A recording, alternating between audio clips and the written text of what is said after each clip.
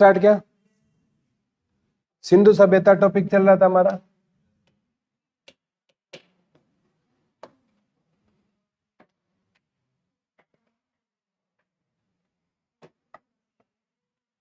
कौन सी सभ्यता पढ़ रहे थे?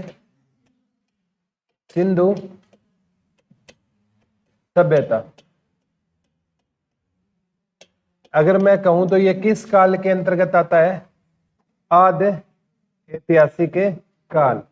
आदि ऐतिहासिक काल ऐसा काल था जिसका हमें लिखित साक्ष्य तो मिला, लेकिन उसको पढ़ा नहीं गया। क्यों पढ़ा नहीं गया? क्योंकि इसकी लिपि कौन सी होती थी? भाव चित्रात्मक लिपि के कारण इसको पढ़ा नहीं गया था। ठीक है, सिंधु सभ्यता की हम विशेषता पढ़ रहे थे लास्ट टॉपिक में। ठीक है, उसमें हमने पढ़ा था कि यहाँ पर ना, ठीक है, एक ये लिख लो विशेषताओं में, यहाँ पर सामूहिक भवन होते थे। ठीक है, यहाँ पर कौन से भवन होते थे बेटा? सामूहिक भवन होते थे। ठीक है, सिंधु सभ्यता की विशेषता में हम क्या पढ़ेंगे? यहाँ पर कौन से भवन होते थे? सामूहिक भवन होते थे। आज हम पढ़ेंगे, यहां से हमें ना एक विशाल सनागार मिला है। सनागार। एक यहां मिला है विशाल अनागार। अनागार। और एक यहां से मिला है विशाल सभागार। क्या मिला है? विशाल सभागार। ठीक है, यहाँ के मतलब यहाँ पर क्या रहते थे लोग? सामूहिक भवनों में। विशाल सनागार को बोलते हैं ग्रेट बाथ।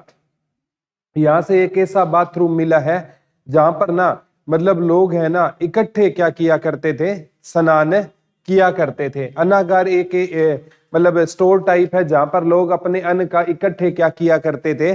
स्टोर किया करते थे। और सभागार जैसे कोई भी मंच होता है ना, वहां पर क्या होती है बेटा?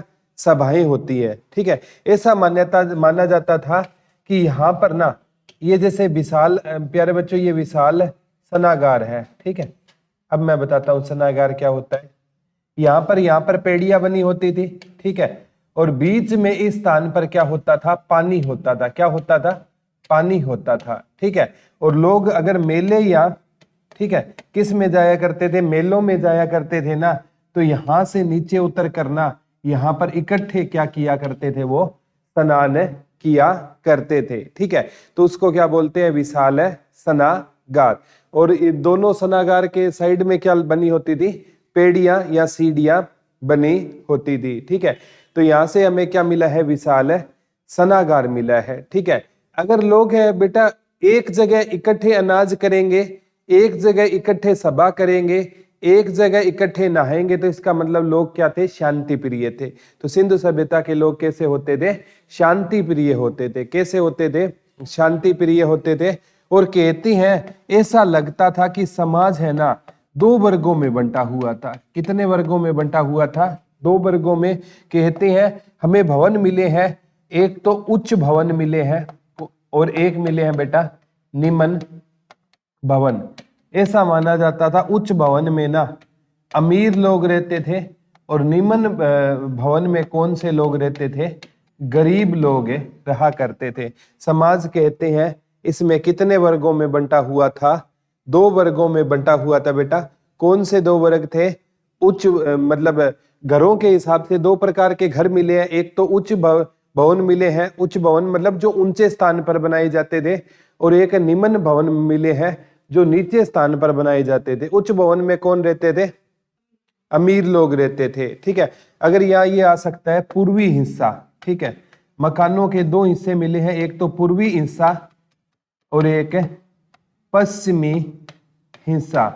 पूर्वी हिस्सा है ना वो नीचा होता था, इसमें गरीब लोग रहते थे, और पश्चिमी हिस्सा ऊंचा होता था, इसमें कौन से लोग रहते थे? अमीर लोग रहते थे।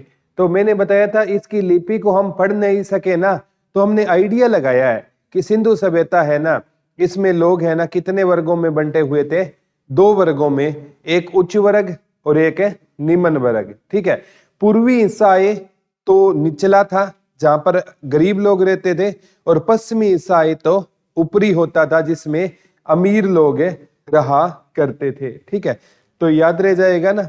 और इसमें कहते हैं, कुछ इतिहासकार कहते हैं कि सिंधु सभ्यता में ना पुरोहित का भी योगदान था। ठीक है, ये लोग है ना पुरोहित को माना करते थे, क्योंकि कल मैं आपको मतलब जब ये चीजें पढ़ाऊंगा ना उसमें एक जगह से पुरोहित की मूर्ति मिली है। किसकी मूर्ति मिली है? पुरोहित की। तो इस सभ्यताओं में लिख लो, पुरोहित का भी स्थान ऊंचा माना जाता है। सिंधु सभ्यता में पुरोहित का भी स्थान क्या माना जाता था? ऊंचा माना जाता था। सिंधु सभ्यता में जो पुरोहित होते थे ना, उनका भी स्थान कैसा माना जाता था बेटा? उच्च स्थान माना जाता था। पुरोहित का भी स्थान कैसा माना जाता था? उच्च स्थान माना जाता था। ठीक है, व्यापार मैंने बताया था, देशी व्यापार भी होता था, विदेशी व्यापार होता था। व्यापार किस प्रणाली द्वारा होता था? वस्तु विनिमय प्रणाली द्वारा व्यापार होता था। ठीक है, अगर आपसे पूछे ना यहां पर क्या राजतंत्र था या लोकतंत्र था, तो हम कह सकते हैं कुछ कह नहीं सकते यहां पर राजतंत्र था या लोकतंत्र था। इसके बारे में हमें कोई साक्ष्य नहीं मिले हैं। राजा के साक्ष्य तब मिलते जब यहाँ से कोई औजार वगैरह ज्यादा मात्रा में मिलते। ठीक है, तो यहाँ से हमें नहीं पता चलता कि यहाँ से राजतंत्र था या लोकतंत्र था। और कुछ अगर मैं बात करूं ना बेटा, तो राजतंत्र नहीं है तो हो सकता है यहाँ पर लोकतंत्र रहा होगा, लेकिन हम कुछ कह नहीं सकते यहाँ पर राजतंत्र था या लोकतंत्र था। ठीक है, और यहाँ पर ना सिंधु सभ्यता जानी जाती है अपनी नगर नियोजन के लिए। किसके लिए जानी गई? नगर नियोजन के लिए जानी गई थी। और सिंधु सभ्यता में ना जो मकान है ना वो वैसे आपको बताए थे किस पद्धति के बने होते थे? ग्रिड पद्धति के मकान बने होते थे। ग्रिड पद्धति इस प्रकार के मकान होते हैं बेटा जिसपे ना सड़कें एक दूसरे को किस पर काटती थी? समकोण पर काटती थी। ये क्वेश्चन आता है, इसमें सड़कें एक दूसरे को किस पर काटा करती थी? समकोण पर काटा करती थी। सड़कें किस पर काटा करती थी? एक दूसरे को समकोण पर काटा करती थी। और इधर है ना, ये तो थी बेटा, इस साइड तो थी मेन सड़क, बाहर की साइड कौन सी सड़क थी? मेन सड़क। और अंदर की साइड क्या थी? गलियां थी। क्या थी? गलियां। और मैंने आपको बताया था दरवाजा मेन सड़क की ओर ना खुलकर अन्य सड़क की ओर खुला करता था। तो सिंधु सभ्यता के मकान किस पद्धति के बने होते थे? ग्रिड पद्धति के बने होते थे। और ये है ना पक्के मकानों में रहा करते थे। किस मकानों में रहा करते थे? पक्के मकानों में। और सिंधु सभ्यता में घर के कितने हिस्से मिले हैं? दो, एक पूर्वी हिस्सा और एक पश्चिमी। पूर्वी में कौन रहते थे? गरीब लोग। और पश्चिम में कौन रहते थे? अमीर लोग रहा करते थे। याद रह जाएगा ना? ठीक है, और इसमें ना मतलब सड़कें एक दूसरे को किस पर काटा करती थी? समकोण पर सड़कें एक दूसरे को काटा करती थी। ठीक है, और ये है ना मतलब है ना कहते हैं, ठीक है, यहां से नाचती हुई नृत्यकी बताती है। नाचती, यहां से क्या मिली हमें? नाचती हुई नर्तकी मिली है। उससे पता चलता है कि ये लोग है ना संगीत के क्या होते थे? शौकीन होते थे। संगीत के क्या होते थे? ये शौकीन होते थे। ठीक है, नाचती हुई नर्तकी हमें बताती है कि ये लोग है ना किसके शौकीन होते थे बेटा? संगीत के शौकीन होते थे। सिंधु सभ्यता के लोग किसके शौकीन हुआ करते थे? संगीत के शौकीन हुआ करते थे। सिंधु सभ्यता के लोग किसके शौकीन होते थे? संगीत के शौकीन होते थे। ठीक है, अब यहां से सिंधु सभ्यता से ना, ठीक है, क्या चीजें नहीं मिली है? एक तो सिंधु सभ्यता से लोहा नहीं मिला है। क्या नहीं मिला है बेटा? लोहा नहीं मिला है। ठीक है, एक गन्ने की फसल नहीं मिली है। ठीक है, एक रागी की फसल नहीं मिली है। एक यहां से मंदिर नहीं मिला है। क्या नहीं मिला है? मंदिर। तो ये चार चीजें सिंधु सभ्यता से नहीं मिली है। ठीक है, तो वो पूछेगा सिंधु सभ्यता के लोग किससे परिचित नहीं थे? 99% यही क्वेश्चन बनेगा। सिंधु सभ्यता के लोग किससे परिचित नहीं थे? ऑप्शन में आएगा लोहा। 99% यही क्वेश्चन आएगा कि सिंधु सभ्यता के लोग किससे परिचित नहीं थे बेटा? लोहे से परिचित नहीं थे। लोहे से परिचित नहीं थे तभी तो वो क्या होते थे? सिंधु सभ्यता के लोग, कल बताया था, व्यापारी होते थे। क्या होते थे? व्यापारी होते थे। व्यापार कैसा मिलता था? देशी भी होता था विदेशी व्यापार भी होता था। और सिंधु सभ्यता के लोग है ना, व्यापार किस द्वारा करते थे? वस्तु विनिमय, वस्तु विनिमय प्रणाली द्वारा ये क्या किया करते थे? व्यापार करते थे। व्यापार किस प्रणाली द्वारा होता था? वस्तु विनिमय प्रणाली द्वारा व्यापार होता था। घर किन ईंटों का बना होता था बेटा? पक्की ईंटों का। और कल बताया था पक्की ईंटों को क्या कहा जाता था? टेराकोटा। क्या कहा जाता था? टेराकोटा। और इन ईंटों का अनुपात पूछा गया था 4:2:1। ये अनुपात आया था सिंधु सभ्यता में। ईंटों का अनुपात क्या था? 4:2:1। ठीक है, 4:2:1। ठीक है, जैसे लंबाई मोटाई चौड़ाई का अनुपात होता है 4:2:1। तो सिंधु सभ्यता में ईंटों का अनुपात आया था। ये मोस्ट इंपोर्टेंट में डाल लेना। ईंटों का अनुपात क्या होता था बेटा? 4:2:1। ये किसका अनुपात होता था? ईंटों का अनुपात होता था। और पक्की ईंटों को क्या बोला जाता था? टेराकोटा बोला जाता था। किस सभ्यता में बोला जाता था? सिंधु सभ्यता में बोला जाता था। पक्की ईंटों को क्या बोला जाता था? टेराकोटा बोला जाता था।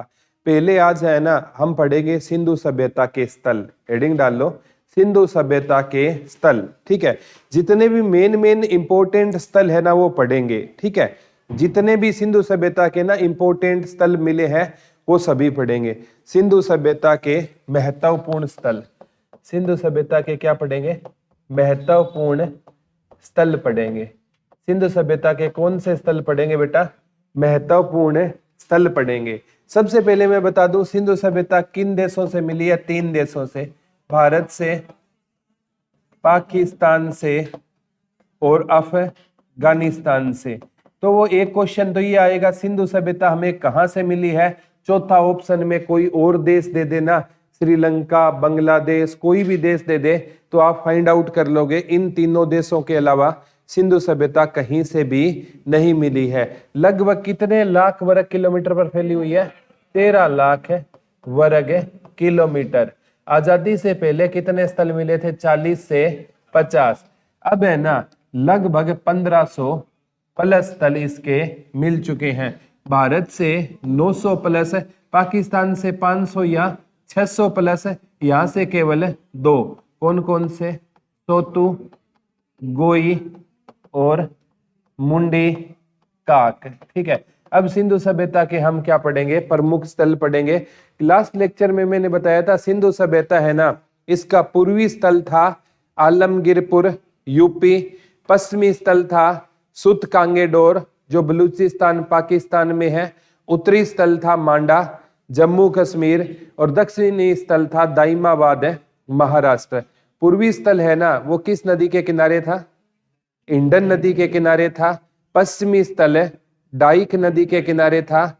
उत्तरी स्थल चिनाब नदी के किनारे था और दक्षिणी स्थल गोदावरी की सहायक नदी के किनारे होता था। ठीक है, और ये भारत के अगर पूछे ज्यादातर किस हिस्से में फैली हुई है? उत्तर पश्चिम में फैली हुई है। तो सबसे पहले है ना इसके स्थल पढ़ेंगे। जम्मू कश्मीर में इसका स्थल एक कौन सा मिला है? मांडा। ठीक है, जम्मू कश्मीर में इसका कौन सा स्थल मिला है? मांडा। और ये सिंधु सभ्यता का कौन सा स्थल माना जाता है? उत्तरी स्थल माना जाता है। ठीक है, जम्मू कश्मीर से सिंधु सभ्यता का कौन सा स्थल मिला है बेटा? तो जम्मू कश्मीर से कौन सा स्थल मिला है? मांडा मिला है। जम्मू कश्मीर से कौन सा मिला है? मांडा। और ये सिंधु सभ्यता का कौन सा स्थल है? पूर्वी स्थल है। कौन सा स्थल है? सॉरी, उत्तरी स्थल है। पूर्वी तो आलमगीरपुर यूपी में है, ये कौन सा स्थल है? उत्तरी। अब पाकिस्तान में ना देखो, एक बेटा पंजाब सुना है क्या आपने? ये पंजाब है ना, ये भारत में भी है और पंजाब है पाकिस्तान में भी है। पाकिस्तान में भी ना पंजाब को पंजाब कहा जाता है और पाकिस्तान वाले पंजाब से हमें कौन सा स्थल मिला है? हड़प्पा मिला है। ठीक है, तो ये हड़प्पा स्थल कहां से मिला है? पाकिस्तान के पंजाब प्रांत से। लिख लो, हड़प्पा स्थल हमें कहां से मिला है? पाकिस्तान के पंजाब प्रांत से मिला है। लिख लो, हड़प्पा स्थल हमें कहां से मिला है? तो कहां से मिला है बेटा? पाकिस्तान के पंजाब प्रांत से कौन सा स्थल मिला है? हड़प्पा। और हड़प्पा है ना, एक बार पूछा गया किस नदी के किनारे है? रावी नदी के किनारे है। और ये है ना, इसकी खोज 1921 में किसने की थी? दया राम साहनी ने खोज की थी। हड़प्पा की खोज किसने की थी? 1921 में दयाराम साहनी ने की थी। वो पूछेगा हड़प्पा है ना किस स्थान से मिला है? तो हड़प्पा है ना पाकिस्तान के पंजाब प्रांत से मिला है। और यहाँ है ना, हड़प्पा की खास बात क्या थी बेटा? ये किस नदी के किनारे था? रावी नदी के किनारे। बाकी पाकिस्तान में जितने भी स्थल मिलेंगे ना, वो सिंधु नदी के किनारे मिलेंगे। एक हड़प्पा अलग है। हड़प्पा इसीलिए क्वेश्चन आता है क्योंकि हड़प्पा वो पूछेगा किस नदी के किनारे, बच्चे सिंधु करके आएंगे क्योंकि इस सभ्यता का नाम ही क्या है? सिंधु सभ्यता। तो बच्चे सोचते हैं इसके स्थल सिंधु सभ्यता के किनारे मिले हैं, लेकिन हड़प्पा एकमात्र ऐसा स्थल था पाकिस्तान में जो किस नदी के किनारे मिला था? रावी नदी के किनारे। आपका लाहौर किस नदी के किनारे बसा है? रावी नदी के किनारे। मैंने बताया था 31 दिसंबर 1929 को लाहौर अधिवेशन हुआ। पंडित जवाहरलाल नेहरू ने अध्यक्षता की थी। किस नदी के किनारे? रावी नदी। और उसमें किसकी मांग उठी थी? पूर्ण स्वराज्य की मांग उठी थी। ठीक है, अब पाकिस्तान के और स्थल पढ़ेंगे। एक है पाकिस्तान में स्थल है मोहनजोदड़ो। कौन सा स्थल है? मोहनजोदड़ो। ठीक है, एक है यहां पर चाहुंदड़ो, एक यहां पर है कोट दीजी। कोट दीजी। ठीक है, ये पाकिस्तान के सिंध प्रांत में है। ये तीनों स्थल पाकिस्तान के किस प्रांत में रहेंगे? सिंध प्रांत में रहेंगे। लिख लो, मोहनजोदड़ो, चाहुंदड़ो और कोट दीजी। मोहनजोदड़ो, चाहुंदड़ो और कोट दीजी। मोहनजोदड़ो, चाहुंदड़ो और कोट दीजी। ये पाकिस्तान के किस प्रांत में है बेटा? सिंध प्रांत में है। हड़प्पा किस प्रांत में था पाकिस्तान के? पंजाब प्रांत में था। ये पाकिस्तान के किस प्रांत में रहेंगे? और ये किस नदी के किनारे होंगे? सिंधु नदी के किनारे। इसमें ना मोहनजोदड़ो से क्वेश्चन आता है। इसे मृतकों का टीला कहा जाता था। लिख लो, मोहनजोदड़ो को क्या कहा जाता था? मृतकों का टीला कहा जाता था। लिख लो, मोहनजोदड़ो को क्या कहा जाता था बेटा? मृतकों का टीला कहा जाता था। मोहनजोदड़ो को हम किस नाम से जानते थे? मृतकों का टीला किसे कहा जाता था? मोहनजोदड़ो। और मोहनजोदड़ो की खोज 1922 में ना किसने की थी? राखल दास बनर्जी ने। इसकी खोज 1922 में किसने की थी? राखल दास बनर्जी ने किसकी खोज की थी? मोहनजोदड़ो की खोज की थी। कब की थी? 1922 में। एक क्वेश्चन लिख लो, सिंधु सभ्यता का सबसे बड़ा स्थल है ये तीनों देशों में। सिंधु सभ्यता का क्या रहेगा? सबसे बड़ा स्थल रहेगा ये है। सिंधु सभ्यता का क्या रहेगा बेटा? सिंधु सभ्यता का सबसे बड़ा स्थल रहेगा। यह सिंधु सभ्यता का क्या रहेगा बेटा? सबसे बड़ा स्थल रहेगा। मोहनजोदड़ो है ना, ये सिंधु सभ्यता का क्या रहेगा? सबसे बड़ा स्थल रहेगा। तीनों देशों में सिंधु सभ्यता मिली है ना, भारत, पाकिस्तान, अफगानिस्तान। उसमें सबसे बड़ा स्थल कौन सा है? मोहनजोदड़ो रहेगा। ठीक है, ये पाकिस्तान के किस प्रांत में है? सिंध प्रांत में। पाकिस्तान से एक तो मिल गया आपका हड़प्पा, जो किस प्रांत में है? पंजाब प्रांत में। और सिंध प्रांत में तीन कौन कौन से हो गए? मोहनजोदड़ो, चाहुंदड़ो, कोट दीजी। ठीक है, इसमें मोहनजोदड़ो की खोज 1922 में किसने की थी? राखल दास बनर्जी। इसे कौन सा टीला कहा जाता है? मृतकों का टीला कहा जाता है। कौन सा टीला कहा जाता है? मृतकों का टीला कहा जाता है। मोहनजोदड़ो को मृतकों का टीला कहा जाता है। एक इंसान थे, नाम लिख लेना, पिग्गट। कौन से इंसान थे बेटा? पिग्गट। पिग्गट इंसान ने क्या कहा था? हड़प्पा और मोहनजोदड़ो को, हड़प्पा और मोहनजोदड़ो को सिंधु सभ्यता की जुड़वा राजधानी कहा था। कौन सी राजधानी कहा था? जुड़वा राजधानी। किसने कहा था? पिग्गट। ये क्वेश्चन बहुत बड़े लेवल के एग्जाम में आया था। एक पिग्गट इंसान महोदय था जिसने हड़प्पा और मोहनजोदड़ो को क्या बताया था? सिंधु सभ्यता की जुड़वा राजधानी, ट्विंस कैपिटल। जुड़वा बच्चे सुने होंगे, ट्विंस बोलते हैं उनको। तो इनको ट्विंस कैपिटल किसने कहा था? पिगट ने कहा था। हड़प्पा और मोहनजोदड़ो को सिंधु सभ्यता की कौन सी राजधानी बताया था बेटा? जुड़वा राजधानी बताया था। किसको बताया था जुड़वा राजधानी? हड़प्पा और मोहनजोदड़ो को सिंधु सभ्यता की कौन सी राजधानी बताया था? जुड़वा राजधानी बताया था। किसने बताया था? पिगट ने बताया था। वेरी गुड, ठीक है। अब बात आती है, ठीक है, पाकिस्तान के पढ़ लिए, ठीक है। अब सिंधु सभ्यता के, वैसे हरियाणा जी के पढ़ाता ना तो मैं बहुत से स्थल पढ़ाता, लेकिन हरियाणा जी के ना एसएससी 3 ही स्थल इंपोर्टेंट मानती है। एक तो बनावाली, एक राखी गढ़ी और एक भगवानपुर, ठीक है। सिंधु सभ्यता के ना एसएससी केवल कितने स्थल इंपोर्टेंट मानती है? 3 स्थल इंपोर्टेंट मानती है। कौन कौन से है? बनावली, राखीगढ़ी और भगवानपुर। बनावली, राखीगढ़ी और भगवानपुर। बनावली, राखीगढ़ी और भगवानपुर। सिंधु सभ्यता के एचएसएससी कितने स्थल इंपोर्टेंट मानती है? 3। एसएससी मतलब हरियाणा में कितने इंपोर्टेंट मानती है? 3 स्थल। कौन कौन से? बनावली, राखीगढ़ी और भगवानपुर। बनावली, राखीगढ़ी और भगवानपुर। तो प्यारे बच्चों, ये है ना, जो राखीगढ़ी है ना, ये सिंधु सभ्यता का किसी टाइम में भारत में क्या होता था? सबसे बड़ा स्थल होता था, ठीक है। अभी वर्तमान में ना एक स्थल है धोलावीरा, गुजरात में, वहां से क्या मिल गया? एक खेल स्टेडियम। अभी भी कई बार चीजें अपडेटेड नहीं होते। अगर ऑप्शन में सिंधु सभ्यता का भारत में वैसे सबसे बड़ा स्थल कौन सा था? मैंने अभी बताया था, मोहनजोदड़ो। और ऑप्शन में सिंधु सभ्यता का भारत में बड़ा स्थल पूछे ना, तो प्यारे बच्चों 99% आपको राखीगढ़ी ही मिलेगा। अगर राखीगढ़ी और धोलावीरा दोनों ऑप्शन में हो ना, तो पहले पर कौन सा हो जाएगा? धोलावीरा। धोलावीरा के आगे 1 लिख लो, राखीगढ़ी के आगे 2 लिख लो। और 99% आपको धोलावीरा ऑप्शन में ही नहीं मिलेगा। तो ये कई बार एसएससी ने पूछा है, सिंधु सभ्यता का भारत में सबसे बड़ा स्थल कौन सा है? और एसएससी ने माना है राखीगढ़ी, जो हरियाणा में है। राखीगढ़ी कहां पर है बेटा? हरियाणा के हिसार में रहेगा। राखीगढ़ी कहां पर रहेगा? हरियाणा के हिसार में रहेगा। और बनावली हरियाणा के फतेहाबाद में रहेगा। और भगवानपुर हरियाणा के कुरुक्षेत्र में रहेगा, ठीक है। बनावली फतेहाबाद में है, राखीगढ़ी हिसार में है और भगवानपुर कुरुक्षेत्र में है, ठीक है। तो ये हरियाणा में एसएससी कितने इंपोर्टेंट स्थल मानता है? 3। कौन कौन से बेटा?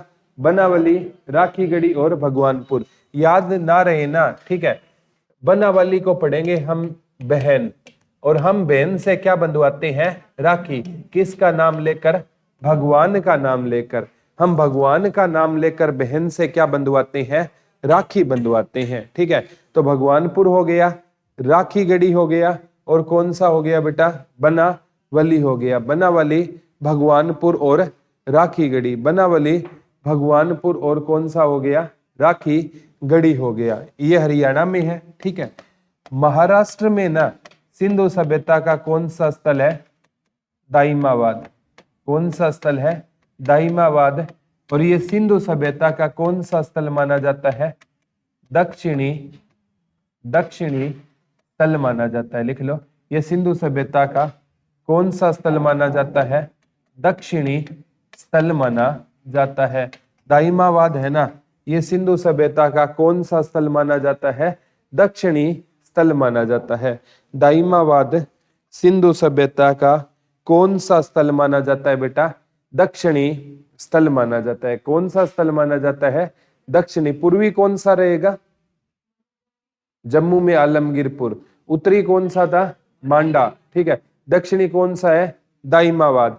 और पश्चिमी कौन सा है? सुत कांगेडोर। सुत कांगेडोर कहां पर था? बलूचिस्तान है पाकिस्तान में, ठीक है।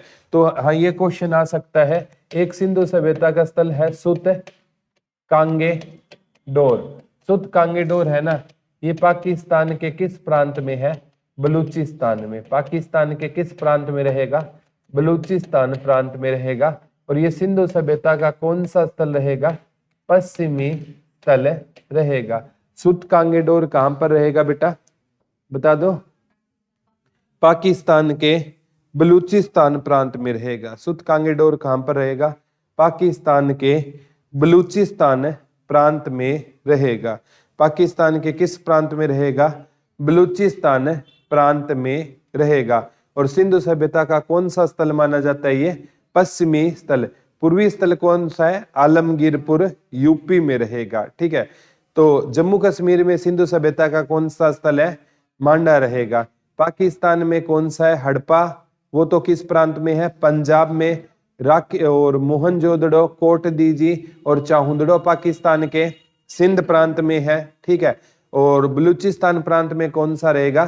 सुत कांगेडोर रहेगा। ठीक है, और हरियाणा में कौन कौन से है? बनावली, राखीगढ़ी और भगवानपुर। ये जो सबसे बड़ा स्थल है राखीगढ़ी और मतलब राखीगढ़ी और धोलावीरा हो, दोनों ऑप्शन में हो तो क्या करना है? धोलावीरा करना है। ठीक है, अब है ना यहाँ पर गुजरात में, ठीक है, कहते हैं आजादी के बाद सबसे ज्यादा स्थल है ना गुजरात से मिले हैं। आजादी के बाद सिंधु सभ्यता के सबसे ज्यादा स्थल कहां से मिले हैं बेटा? गुजरात से मिले हैं। आजादी के बाद सिंधु सभ्यता के सबसे ज्यादा स्थल हमें कहां से मिले हैं? गुजरात से मिले हैं। लिख लो, आजादी के बाद सिंधु सभ्यता के सबसे ज्यादा स्थल कहां से मिले हैं बेटा? गुजरात से मिले हैं। आजादी के बाद सिंधु सभ्यता के सबसे ज्यादा स्थल कहां से मिले हमें? गुजरात से मिले हैं। किसके बाद मिले हैं? आजादी के बाद मिले हैं। ठीक है, अब सबसे इंपॉर्टेंट बात आती है। ठीक है, गुजरात में एक पूछा जाएगा लोथल। कौन सा पूछा जाएगा? लोथल।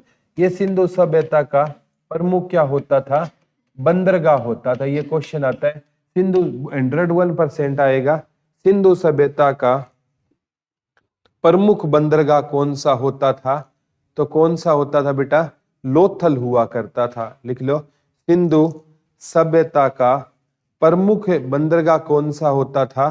तो कौन सा होता था? लोथल होता था। लोथल कहां पर है? गुजरात। और बंदरगाह वो स्थान होता था बेटा जहां से ना इनपोर्ट और एक्सपोर्ट किया जाता था, आयात और निर्यात किया जाता था। पहले मतलब है ना ये समुद्री रास्तों से ही ज्यादा आयात और निर्यात होता था। तो सिंधु सभ्यता का प्रमुख स्थल कौन सा रहेगा? बंदरगाह। प्रमुख बंदरगाह कौन सा रहेगा? लोथल रहेगा। कौन सा रहेगा? लोथल रहेगा। एक जगह कौन सा रहेगा? धोलावीरा। धोलावीरा भी कहां पर है आपका? गुजरात में रहेगा।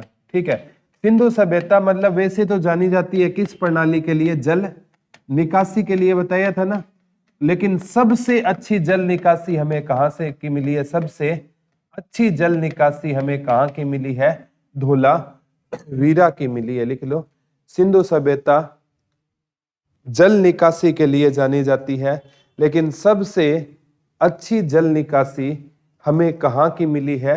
धोलावीरा की मिली है। ठीक है, सबसे अच्छी क्वालिटी की जल निकासी हमें कहां से मिली है? धोलावीरा से मिली है। और सिंधु सभ्यता में ना मकान के, आपको बताया था मैंने, 2 हिस्से होते थे, लेकिन धोलावीरा से मकान के कितने हिस्से मिले हैं?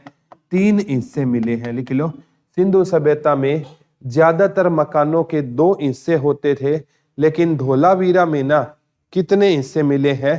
3 हिस्से मिले हैं। धोलावीरा में कितने हिस्से मिले हैं बेटा? 3 हिस्से मिले हैं। ठीक है, धोलावीरा में कितने हिस्सों के मकान मिले हमें? 3 हिस्सों के मकान मिले हैं। वैसे सिंधु सभ्यता में मकान है ना वो कितने हिस्सों में थे? 2, एक पूर्वी हिस्सा और एक पश्चिमी हिस्सा। यहाँ पर ना मकान के केवल हमें कितने हिस्से मिले हैं? 3 हिस्से मिले हैं। सिंधु सभ्यता किस प्रणाली के लिए जानी गई? जल निकासी के लिए जानी गई, लेकिन सबसे अच्छी जल निकासी हमें कहाँ की मिली है? धोलावीरा की मिली है। कहाँ की सबसे अच्छी जल निकासी मिली है? धोलावीरा की जल निकासी सबसे अच्छी क्वालिटी की मिली है। ठीक है, एक जगह लिख लो रंगपुर, यहां से हमें चावल के साग से मिले हैं। ठीक है, रंगपुर से हमें किसके साग से मिले हैं? चावल के साग से मिले हैं। लिख लो सिंधु सभ्यता का एक वो पूछेगा किस स्थान से हमें चावल के साक्ष्य मिले हैं। ठीक है, लिख लो सिंधु सभ्यता का ऐसा कौन सा स्थान था जहां से हमें किसके साक्ष्य मिले हैं, चावल के साक्ष्य मिले हैं। तो चावल के साक्ष्य कहाँ से मिले हैं, रंगपुर से मिले हैं। रंगपुर जो आपका कहाँ पर रहेगा बेटा, गुजरात। यहाँ से हमें किसके साक्ष्य मिले हैं, चावल के साक्ष्य मिले हैं। लिख लो रंगपुर से हमें एक है सुत कोटदा, घोड़े के अवशेष मिले हैं। सुत कोटदा, सुत कोटदा, ठीक है, सुत कोटदा। सुत कांगीडोर नहीं है ये कौन सी जगह है, सुत कोटदा, सुत कोटदा। यहां से हमें किसके साक्ष्य मिले हैं बेटा, घोड़े के अवशेष मिले हैं। ये भी गुजरात में है, घोड़े के अवशेष मिले हैं। लिख लो सुत कोटदा नामक स्थान से हमें किसके अवशेष मिले हैं, घोड़े के अवशेष मिले हैं। सुत कोटदा से हमें किसके अवशेष मिले हैं, घोड़े के अवशेष मिले हैं। और कहीं पर भी ना सिंधु सभ्यता में हमें किसके अवशेष नहीं मिले हैं, घोड़े के अवशेष नहीं मिले हैं। केवल किस जगह घोड़े के अवशेष मिले हमें, सुत कोटदा से हमें किसके अवशेष मिले हैं, घोड़े के अवशेष मिले हैं। किसके अवशेष मिले हैं, घोड़े के।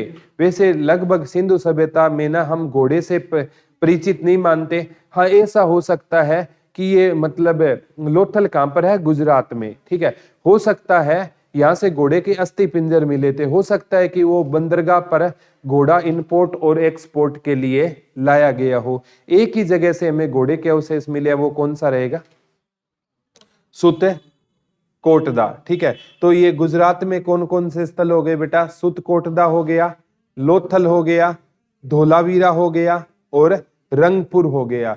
सिंधु सभ्यता के सबसे ज्यादा स्थल मैंने बताया था आजादी के बाद कहां से मिले हैं, गुजरात से मिले हैं। कहां से मिले हैं, गुजरात से मिले हैं। ठीक है, एक है जैसे यूपी से, यूपी में एक तो हमने पढ़ा आलमगीरपुर।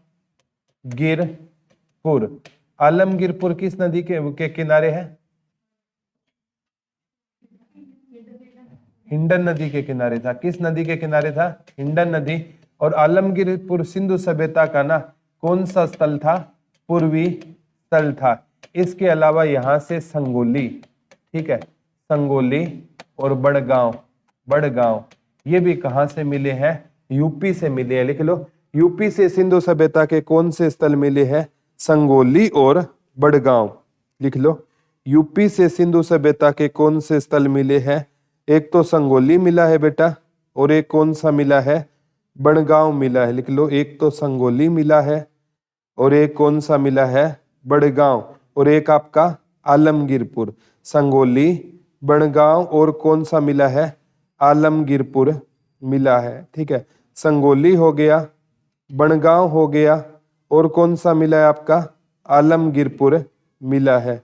संगोली, बड़गांव और कौन सा मिला है आपका, आलमगीरपुर मिला है। ये तीनों याद रखना, एक तो संगोली मिला है, एक बड़गांव मिला है और एक कौन सा मिला है, आलमगीरपुर मिला है। संगोली, बड़गांव, आलमगीरपुर कहां से मिले हैं, यूपी से।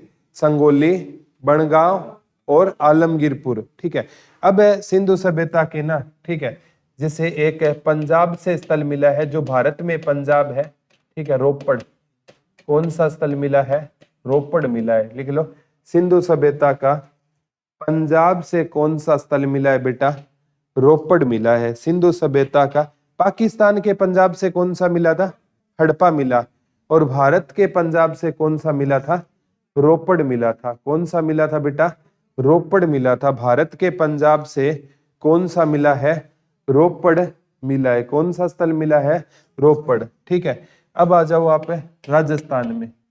कहां पर आ जाओ, राजस्थान में। ठीक है, कालीबंगा का नाम सुना है, कालीबंगा। ठीक है, यहां से बेटा पूछा जाता है क्या मिली थी, काली चूड़ियां मिली थी। कालीबंगा से कौन सी चीजें मिली थी, काली चूड़ियां मिली थी। ये सबसे ज्यादा क्वेश्चन आता है कि कालीबंगा से हमें कौन सी चूड़ियां मिली थी, काली चूड़ियां मिली थी कालीबंगा से। ठीक है, बंगा चूड़ियों को ही बोला जाता है बेटा। हरियाणा में ना लाख की चूड़ियां महेंद्रगढ़ में ज्यादा मिलती है। HSSC ने पूछा था कि लाख की चूड़ियां हरियाणा में सबसे ज्यादा कहां पर मिलती है? महेंद्रगढ़ में मिलती है। हवाई चंपल भी कहां पर मिलती है हरियाणा में? महेंद्रगढ़ में मिलती है। कौन सी चंपल मिलती है? हवाई चंपल मिलती है। कौन सी चंपल मिलती है? हवाई चंपल मिलती है। ठीक है। पंजाब में कौन सा स्थल मिला है? रोपड़ मिला है। राजस्थान से कौन सा मिला है? कालीबंगा मिला है, जहां से क्या मिली थी? काली चूड़ियां। ठीक है। कहते हैं कालीबंगा की ना खोज बीबी लाल और एक के व्यक्ति था, एक के घोष और थापर, इन तीनों व्यक्तियों ने मिलकर किसकी खोज की थी? कालीबंगा की। बीबी लाल, घोष और थापर, तीन व्यक्तियों ने किसकी खोज की थी? कालीबंगा की। क्योंकि कल है ना एक एक स्थल के बारे में हमें डिटेल से पढ़ेंगे कि नाचती हुई नर्तकी कहां से मिली है, पुरोहित की मूर्ति कहां से मिली है, कब्रिस्तान कहां से मिला है। ठीक है। ये तो सिंधु सभ्यता के ना जो स्थल है पूछे जा सकते हैं, डायरेक्ट पूछे जा सकते हैं। पंजाब से कौन सा मिला है? रोपड़। यूपी से कौन सा मिला है? आलमगीरपुर और एक संगोल और एक बनगांव। यूपी से, पंजाब से रोपड़, पाकिस्तान से चाहुंदड़ो, कोट दीजी, हड़प्पा, मोहनजोदड़ो, सुते, कांगेडोर। आपका गुजरात से कौन सा मिला है? लोथल, धोलावीरा। ठीक है। और सुत जो आपका सुर, कोटदा, और एक कौन सा मिला था? रंगपुर, जहां से हमें चावल के क्या मिले थे? साग से मिले थे। ठीक है। इसी प्रकार है ना कालीबंगा से क्या मिली थी? काली चूड़ियां। याद ना रहे कालीबंगा को किसने खोजा? याद कैसे कर लोगे? बीबी लाल। बीबी मतलब पत्नी को कैसी चूड़ियां पसंद थी? काली चूड़ियां पसंद थी। पत्नी को कैसी चूड़ियां पसंद थी? काली। और आप कौन सी ले गए? लाल। फिर आपको क्या पड़े? गुस्से और थप्पड़। क्या पड़े? गुस्से और थप्पड़। ठीक है। तो ऐसे याद कर सकते हो। मैडम को लाल कौन सी चूड़ियां पसंद थी? काली, और आप ले गए लाल, उल्टा हो गया। ठीक है। तो बीबी लाल, घोष और थापर ने किसकी खोज की थी? कालीबंगा की खोज की थी। कालीबंगा कहां पर रहेगा आपका? राजस्थान में रहेगा। कहां पर रहेगा कालीबंगा? राजस्थान में रहेगा। ठीक है। एक बालाथल, ये भी राजस्थान में है। बालाथल भी कहां पर रहेगा? राजस्थान में रहेगा। लिख लो, बालाथल भी कहां पर रहेगा? राजस्थान में रहेगा। बालाथल भी कहां पर है? राजस्थान में रहेगा। कौन सा स्थल है राजस्थान में? बालाथल स्थल भी कहां पर रहेगा आपका? राजस्थान में रहेगा। बालाथल स्थल भी कहां पर रहेगा? राजस्थान में। कौन सा स्थल रहेगा? बालाथल स्थल कहां पर रहेगा? राजस्थान में रहेगा। ठीक है। बालाथल स्थल कहां पर रहेगा? राजस्थान में रहेगा। कौन सा स्थल रहेगा राजस्थान में? बालाथल स्थल रहेगा। कौन सा स्थल है राजस्थान में? बालाथल है। अब है ना ये मेन स्थल है। वैसे तो बताया था मैंने 1500 प्लस स्थल है, सारे याद नहीं करने। ठीक है। मेन तो है ना, जैसे वो पूछेगा ना, जैसे आपका मतलब है, एक तो पूछेगा गुजरात के स्थल ज्यादा इंपॉर्टेंट है, गुजरात के चारों याद करने हैं। एक तो धोलावीरा हो गया। कौन सा हो गया? धोलावीरा। और ये सिंधु सभ्यता का भारत में क्या रहेगा? सबसे बड़ा स्थल है। धोलावीरा हो गया गुजरात में। एक लोथल हो गया। लोथल क्या था? एक बंदरगाह था। और एक यहां से आपका कौन सा? रंगपुर। रंगपुर से किसके साथ से मिले थे? चावल के साथ से मिले। और एक आप सुत कोटदा, यहां से घोड़े के अस्थि पिंजर या घोड़े के क्या मिले थे? अवशेष मिले थे। गुजरात के बाद अपने हरियाणा पर आ जाओ। हरियाणा के 3 स्थल इंपॉर्टेंट है, बनावली, राखी गढ़ी और भगवानपुर। सिंधु सभ्यता का भारत में सबसे बड़ा स्थल धोलावीरा ना हो तो कौन सा हो जाएगा? राखी गढ़ी सबसे क्या हो जाएगा? बड़ा। हरियाणा में तो सबसे बड़ा है ही है। ठीक है। और इसके बाद जम्मू कश्मीर में एक स्थल मिला है। जम्मू कश्मीर में कौन सा मिला है? मांडा मिला है। कौन सा मिला है? और ये सिंधु सभ्यता का कौन सा स्थल है? उत्तरी स्थल रहेगा। ठीक है। और यहाँ महाराष्ट्र आ जाओ। महाराष्ट्र में कौन सा है? दाइमाबाद। ये कहां पर है? महाराष्ट्र में। सिंधु सभ्यता का कौन सा स्थल रहेगा? दक्षिणी स्थल रहेगा दाइमाबाद। और इधर आ जाओ, दाइमाबाद को छोड़कर है ना यूपी में आ जाओ। यूपी में एक तो मिला है आलमगीरपुर, ये कौन सा स्थल है? पूर्वी स्थल, आलमगीरपुर मिला है। आलमगीर के एक आपको बनगांव, और एक कौन सा मिला है? संघोली मिला है। ठीक है, अब आ जाओ राजस्थान में। राजस्थान में ठीक है, एक तो बालाथल, और एक कौन सा मिला है? काली बंगा मिला है। पंजाब आ जाओ। पंजाब से कौन मिला है? रोपड़। रोपड़ की खोज की थी यज्ञदत्त शर्मा ने, वो कल हम पढ़ेंगे सारी की सारी चीजें। ठीक है, पूर्वी हो गया, पश्चिमी। और अब आ जाओ पाकिस्तान में। पाकिस्तान में सबसे बड़ा स्थल तो मिला था मोहनजोदड़ो। मोहनजोदड़ो हो गया। ठीक है, एक कोट दीजी हो गया, एक चाहुंदड़ो। ये पाकिस्तान के किस प्रांत में है? सिंध प्रांत में। और पाकिस्तान के हड़प्पा प्रांत में, जो पंजाब प्रांत में कौन सा हो जाएगा? हड़प्पा हो जाएगा। कौन सा हो जाएगा? हड़प्पा किस प्रांत में हो जाएगा? पाकिस्तान के पंजाब प्रांत में हो जाएगा। फिर पाकिस्तान में पश्चिमी स्थल भी मिला है ना, सुत कांगे डोर। और ये कौन सा स्थल है सिंधु सभ्यता का? ये काम किस प्रांत से मिला है? बलूचिस्तान प्रांत से मिला है। किस प्रांत से मिला है? बलूचिस्तान प्रांत से मिला है। ठीक है, ये हो गए ना सारे? क्या रह गया कोई? ये मतलब मेन स्थल आपको याद करने, इनसे वो डायरेक्ट पूछेगा कि कौन सा स्थल हमें कहां से मिला है, कौन सा स्थल हमें कहां से मिला है। ठीक है, कल के लेक्चर में ना हम वैसे पढ़ेंगे हड़प्पा से हमें क्या क्या चीजें मिली है, मोहनजोदड़ो से हमें क्या क्या चीजें मिली है। चाहुंदड़ो है ना, इसे सिंधु सभ्यता का ब्यूटी पार्लर कहा जाता था। जितनी भी महिलाओं के आइटम है ना, वो कहाँ से मिले हैं? चाहुंदड़ो से मिले हैं। लिपस्टिक वगैरह सारी की सारी चीजें, ये आते हैं हंसने की बात नहीं है। ठीक है, ये कहाँ से मिले हैं? चाहुंदड़ो से मिले हैं। कहाँ से मिले हैं? चाहुंदड़ो से मिले हैं। ठीक है, बनावाली से मिट्टी का हल। ठीक है, तंदूर, पक्की ईंटों के साथ से, जले हुए जौ के साथ से।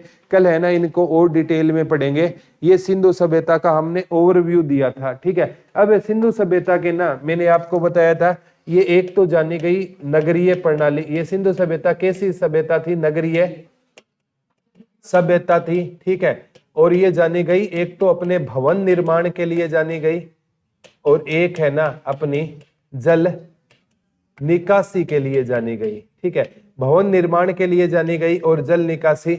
भवन है ना, ठीक है, किस पद्धति के बने होते थे? ग्रिड पद्धति के बने होते थे। और सड़कें एक दूसरे को कैसे काटती थी? समकोण पर काटती थी। घर कैसे बने होते थे? ग्रिड पद्धति। और इसमें ना जल निकासी बड़ी शानदार थी। और इसमें ना जल निकासी, ये नालियां है, यहाँ पर क्या बने होते थे? होद बने होते थे, क्योंकि कचरा है ना वो इन होद में इकट्ठा हो जाता और स्वच्छ जल आगे चला जाता। और इन होद की सफाई का भी हमें क्या मिलता था? वर्णन मिलता था कि समय समय पर ना इन होदों की क्या की जाती थी? सफाई की जाती थी। तो सिंधु सभ्यता है ना, इसमें ना ये जैसे मेसोपोटामिया वगैरह सारी सभ्यताओं से विकसित सभ्यता मानी जाती थी। लोग है ना कैसे घरों में रहते थे? पक्के ईंटों के मकानों में रहा करते थे। और सिंधु सभ्यता में है ना जो घर के दरवाजे होते थे ना, वो पेपर में आएगा किस सड़क की ओर खुला करते थे? आप कहोगे मुख्य सड़क की ओर ना खुलकर अन्य सड़क की ओर खुला करते थे। अन्य सड़क में गलियां आती थी, ये तो मुख्य सड़क हो गई। अगर दरवाजे इस साइड खुलेंगे तो हो सकता है बाहर कोई बच्चे खेलते हुए सड़क पर आ जाए और दुर्घटना हो जाए। अन्य सड़क की ओर होती, ये इस साइड अन्य सड़क होती, वहां पर ना गलियां होती। तो दरवाजे है ना मुख्य सड़क की ओर ना खुलकर किस सड़क की ओर खुला करते थे? अन्य सड़क की ओर खुला करते थे।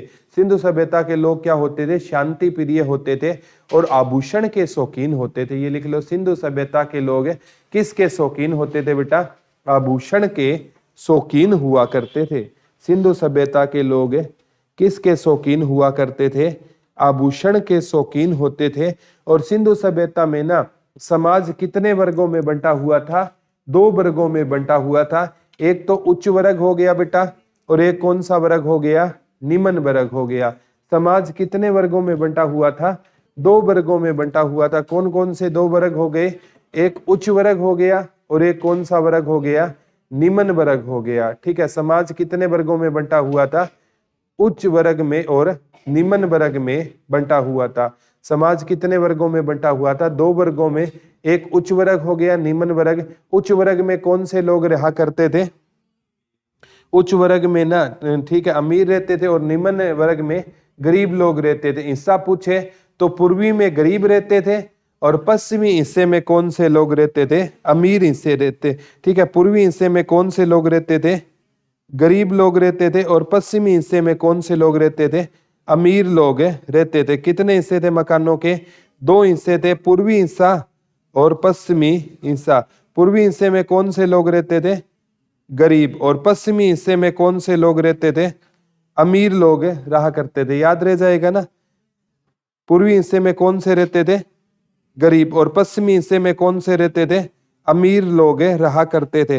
व्यापार किस प्रणाली द्वारा होता था, वस्तु विनिमय प्रणाली। सिंधु सभ्यता के लोग किससे परिचित नहीं थे, लोहे से, गन्ने से, रागी की फसल से और मंदिरों से परिचित नहीं थे। समाज में सिंधु सभ्यता में उच्च स्थान किसका बताया गया था, पुरोहित का उच्च स्थान बताया गया था। कल हम पढ़ेंगे हड़प्पा से क्या क्या मिला है, नाचती हुई नर्तकी कहाँ से मिली है, अलंकृत हाथी कहाँ से मिला है, ठीक है, और बर्तन कहाँ से मिले हैं। ठीक है, और ये सिंधु सभ्यता है ना, आप लिख लेना कांस्य युगीन सभ्यता है, ये पेपर में पक्की आएगी। सिंधु सभ्यता कैसी युगीन सभ्यता थी बेटा, कांस्य युगीन सभ्यता थी।